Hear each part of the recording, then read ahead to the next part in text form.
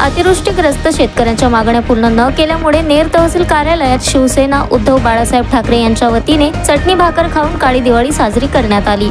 यवतमाळ जिल्ह्यात अतिवृष्टीमुळे शेतकरी बांधवांचे अतोनात नुकसान झाले असूनही शासनाने ओला दुष्काळ जाहीर केला नाही। शेतकऱ्यांना हेक्टरी 50,000 रुपये अनुदानात दिले नाही। आज दिवाळी असून सुद्धा शेतकऱ्यांना जाहीर केलेले हेक्टरी मदत सुद्धा मिळाली नसल्यामुळे शिवसेना ठाकरे गटाच्या वतीने हे आंदोलन करण्यात आले। आंदोलनस्थळी बोलताना बाबू पाटील जैत असे म्हणाले की हे सरकार झोपलेले नसून झोपेचे सोंग घेतलेले सरकार आहे।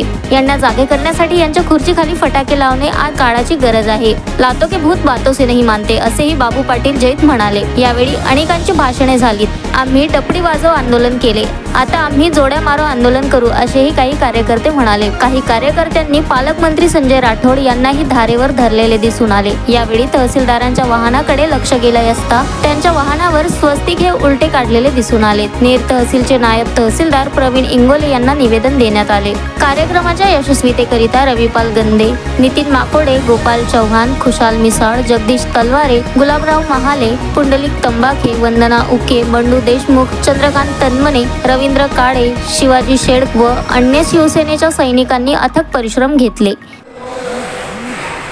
हे जे आंदोलन आज घेण्यात आलं एक प्रतिकात्मक आंदोलन आहे आणि मी मगात बोललो की आपण भाग्यवान आहो की आपल्या नशिबाला चटणी भाकर तरी आहे, परंतु अनेक कास्तकार असे आहेत की जे आज या जगात सुद्धा नाही, ज्यांनी आत्महत्या करून आपलं जीवन संपवलेलं आहे, त्यांना काळी दिवाळीसुद्धा करायचा आज अधिकार राहिलेला नाही। आजचं जे आंदोलन आहे याच्यामध्ये मोठ्या संख्येनं शेतकरी हजर होते आणि किती फसवा आहे की इकडे स्वदेशीचा नारा लावायचा ऐन शेतमाल निघायला सुरुवात झाली की ते स्वदेशीचं धोरण गुंडाळून ठेवून परदेशातून शेतमाल आयात करून शेतमालाला कसं पाळता येईल असं धोरण सरकारनं स्वीकारलेलं आहे। शेतकऱ्याला जर सांगितलं की तुम्ही आम्हाला इतके क्विंटल अमका माल द्या तर शेतकरी पिकवल्याशिवाय राहणार नाही, तर शेताला शेतीच्या मालाच्या बाबतीत स्वयंपूर्ण करण्याची संपूर्ण जबाबदारी शेतकरी उचलायला तयार असणार नाही।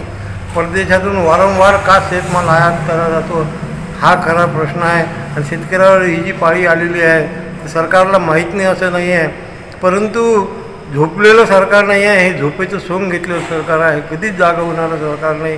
हे लातो के भूत आहे, हे बातों के नहीं मानेंगे यांच्याविरुद्ध तुम्ही कितीही बोललं तरी काही उपयोग होणार नाही असं माझं मत आहे। Navnath Daroi, the sting operation news, Ner.